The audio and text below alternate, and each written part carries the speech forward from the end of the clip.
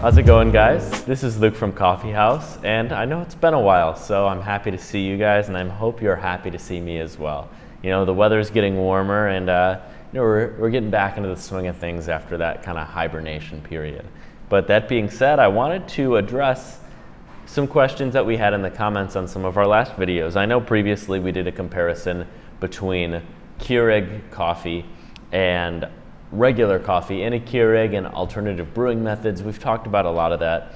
And so today what I wanted to do is bring Keurig into our court and do a evaluation of the product, just the grounds themselves in a nicer and more sophisticated brewing method. We're going to jump in, we're going to take the coffee out of the Keurig cups, we're going to weigh it out equal to that of our own coffee, and then we're going to compare them, and I'm going to explain, talk through a little bit about what the differences are, why the differences are, and essentially just kind of like walk through my opinions and how I approach a cup of coffee. But yeah, let's jump into it. All right, so what I'm doing first here is I have marked the cups as to not talk about the brand, the K cups here. I don't want to, I don't want to talk about one brand in specific. Not that this is like a specific brand, it's a kind of like a private label for a grocery store local to us. But that being said, what I'm doing is I'm opening these cups and I'm actually going to pour and weigh out exactly what I'm going to brew with on this Mocha Master here.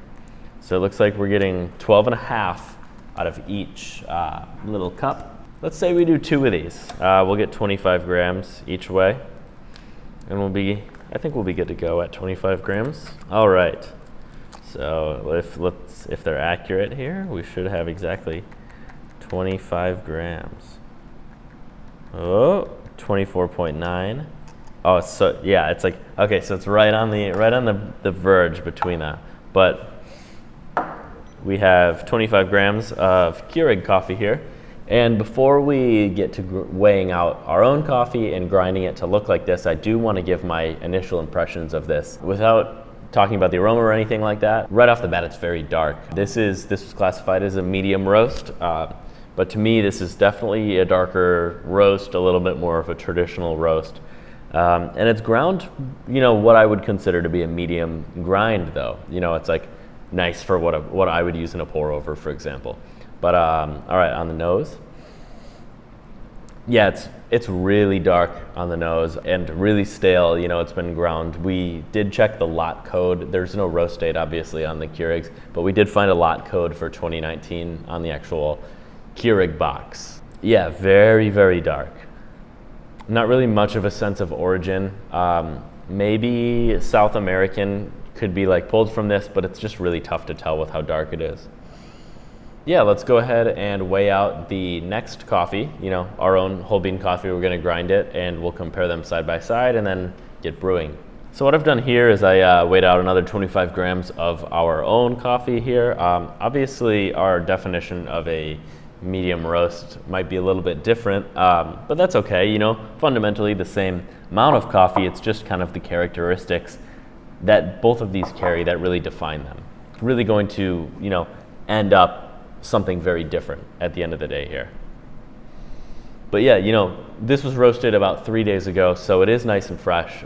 Maybe still a little bit roasty for my liking, but we do get a great emphasis on kind of like the actual origin of the coffee and the actual characteristics of the coffee itself. I know often knows that this is our Guatemalan coffee that we have, for example. And so yeah, what I'd like to do next is jump into brewing and then jump into tasting.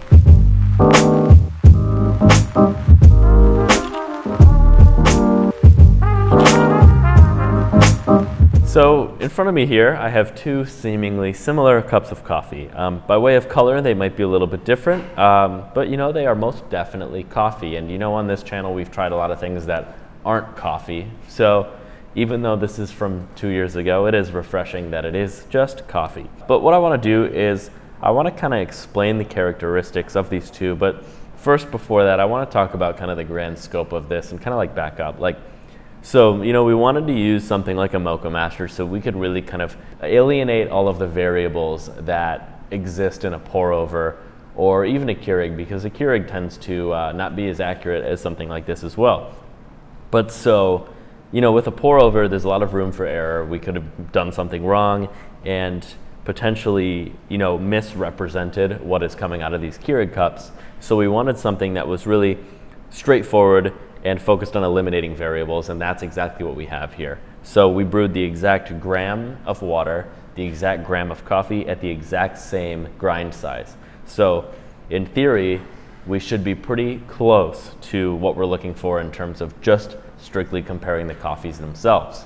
Obviously, if you guys have any more questions about the Mocha Master and why we like it, please check out the other links on our channel. And we've made a lot of content about the Mocha Master, so please tune in. They're amazing, amazing machines. And look at that beautiful yellow color. It's on the site right now, by the way. You know, there's no blind taste testing here. I can clearly tell the difference between the two, not only from the color, but from the aroma themselves. I know which one is which. But off the bat, this is our coffee. So, you know, as I said in the aroma kind of portion of this video, this one is very well balanced, but you know, a little bit roasty because it was roasted just 3 days ago. It's very fresh, so you still get kind of those hints of smoke, but I have a feeling we're gonna get a couple more hints of smoke from the other one. But that being said, very pleasant body, really sweet, mellow finish all the way through, you know, really signifying of a Guatemalan coffee.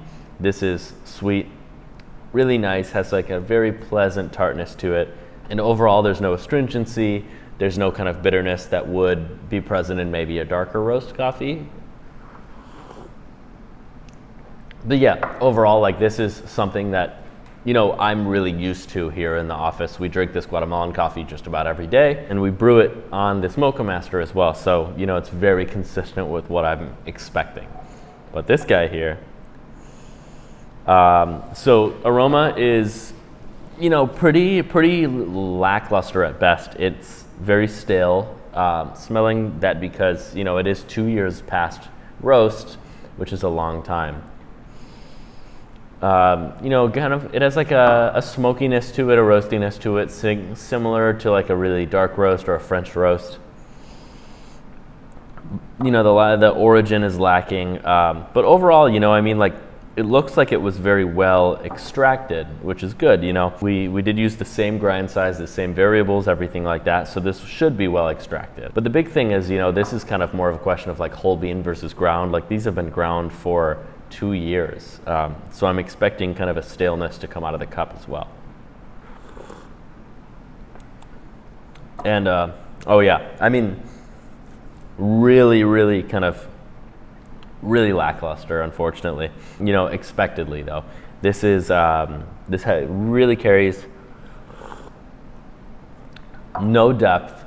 It's very one note, smoky all the way through, extremely stale. There's no kind of source of origin, anything like that. All you taste is just smoke. Anything that was once there, you know, in the gases or things like that, from what would be whole bean coffee is gone since it's been ground, and there's really nothing to it. I mean, yeah, there's no sweetness. There's really not that much body to it, even though it is well extracted. It's and you know, like, I'm not trying to be like a stickler and be like, oh, like dark roast coffee is disgusting, you know, and stuff like that, because dark roast coffee is good, and it's good for a lot of people, and a large portion of the United States especially does drink and consume dark coffee on a daily basis. But, you know, objectively what we're talking about here is, you know, it's our job to kind of like show and kind of display what a farmer is capable of. You know, it's at the end of the day, it's the coffee that is of the highest quality, and what we want to do is portray that in a positive light. This coffee, however, does not show off anything about where it was produced, where it came from, how it was roasted, or anything, you know, that falls into the craft of specialty coffee. That being said, it comes in cool little white cups, and you can brew it in 1 minute. But yeah, you know, I mean, overall, yeah, there's a lot of, let's tastes like kind of coffee where you would push a button and it comes out a minute later and you move on with your day and add probably a lot of sugar to this. But yeah, I mean, overall, I wanted to give Keurig coffee, or like the Keurig style pods coffee, a fair shot in a brewer that is, something that we use every day on a specialty level. And I hope this was informative to you. I want to hear your guys' feedback about this. If there's anything I missed, if there's anything you want me to talk about, I would be happy to. Please leave a comment below. And why don't you hit the subscribe button? We went through our analytics and it was like 90% of our viewers are not subscribed. So yeah, we would love to have you. But that being said, I'm Luke from Coffee House. Thank you for tuning in, and I'll see you next time.